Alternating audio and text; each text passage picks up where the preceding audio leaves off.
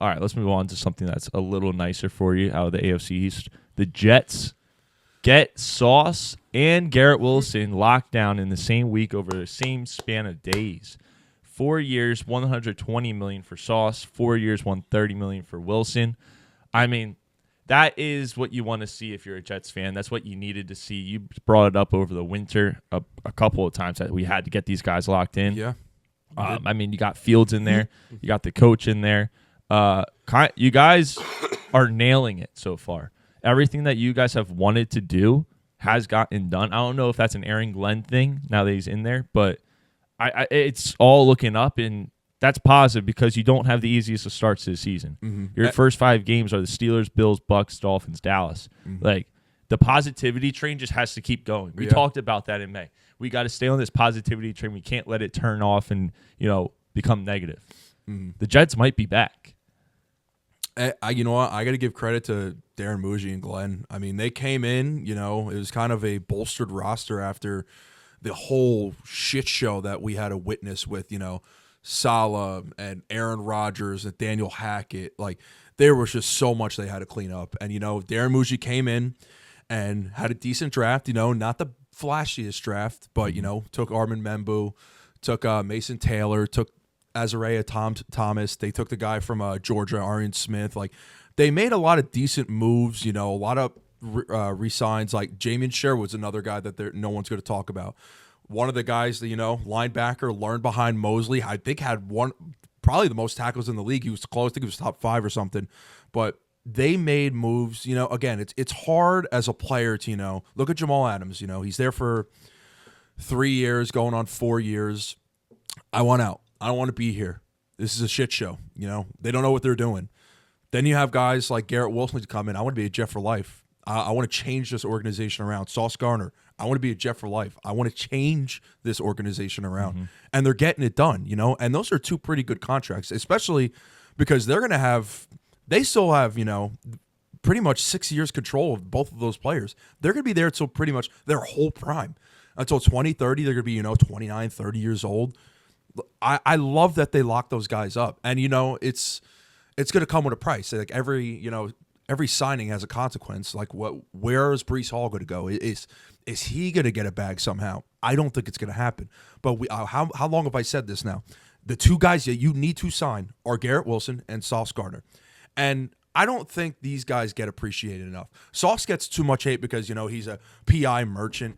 Dude, last year on a down year, I think he allowed 1 touchdown, and it was thrown to 47 times. Yeah. Yes, he doesn't have the interceptions that it shows, but guess what? Nobody is really throwing to him. He doesn't have to have interceptions if he's, just pass deflecting every ball that comes his way. Sauce Gardner isn't I wouldn't put him as my top cornerback in the league. I think Pat Surtain is clearly a number 1 cornerback, but I put him at a hard number 2. I put Stingley at number 3. Those guys, it doesn't matter. Like, we can do, stupid comparisons like that. That dude makes a difference on the field. And the way he was used last year was, we're just going to have Sauce and zone coverage, That man should be on an island. That man should be on an island like Surtain. 110%. I mean, he's getting the Trayvon Diggs treatment.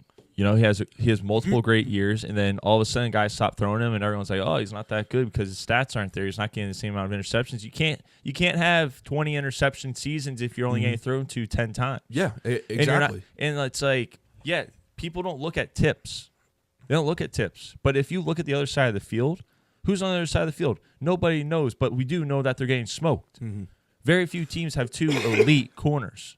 Very few teams. The Eagles are blessed with it because they drafted 2 guys that are fucking unreal. Yep. But, there's not many teams that have 2. Dallas, I'm hoping Trayvon Diggs can come back and give us a second one, but I'm not too sure. The Jets are kind of in that situation where everything's getting compared to Sauce.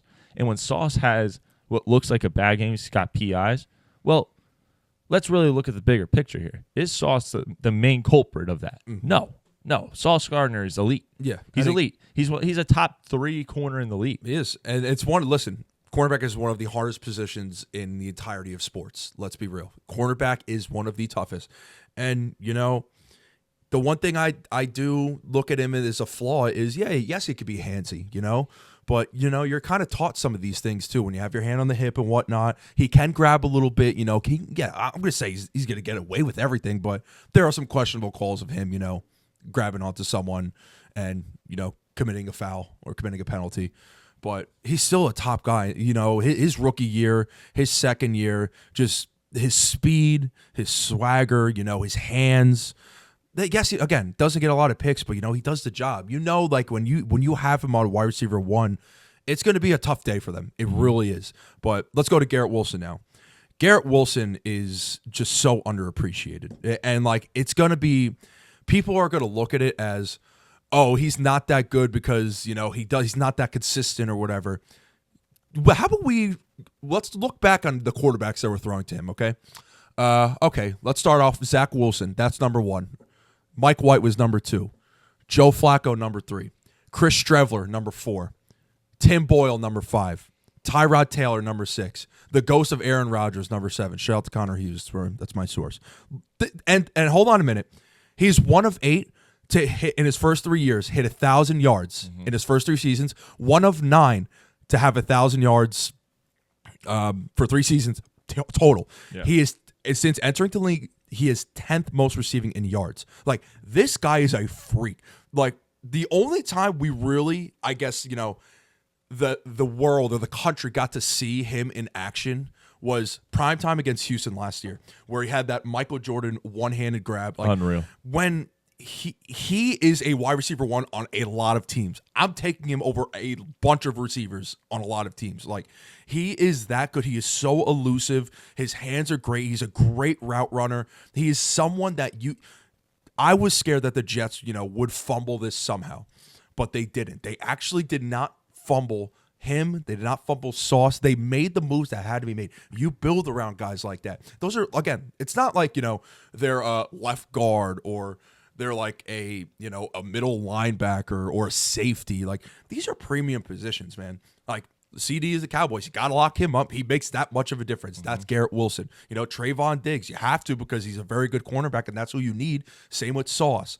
Like, running back, again, look at what the Cowboys are doing. They brought in Miles. They brought in Javonte, Jaden Blue. Like, the Jets don't have to go that route because they got a young, 21-year-old Braylon Allen behind him, Isaiah Davis. Like, they don't have to take him or bring it back.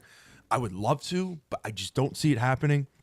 But again, like, Garrett Wilson is so under the radar, and he is so good. And when you actually give him a quarterback, I'm so excited to see this duo between Justin Fields and Garrett Wilson, because number 1, they played in college together. That's huge, big chemistry builder right there. And it's Garrett Wilson. Like, I'll never forget this. His breakout game was his rookie year. He was number 17 at the time. Excuse me. Joe Flacco against the Browns. Jets Browns. Yeah, not the biggest, best matchup ever. Dude went crazy. It was his second game of his career. 8 receptions, 102 yards, 2 touchdowns. He was insane. Watching that as a Jets fan, I'm like, oh no, this dude's legit. Like, this dude's going to be something. He just, we haven't really seen it because he's had 7 bum quarterbacks throwing to him. 7 bums trying to get him the ball. Yet he still finishes with 1,000 yards. I'm trying to put him on the map, let people know. Because they're going to talk shit on him. They're going to talk shit on him. They're going to be like, oh, Garrett Wilson, he's okay, blah, blah, blah. Like, bro, he's probably better than most of your receivers for any team. Any team.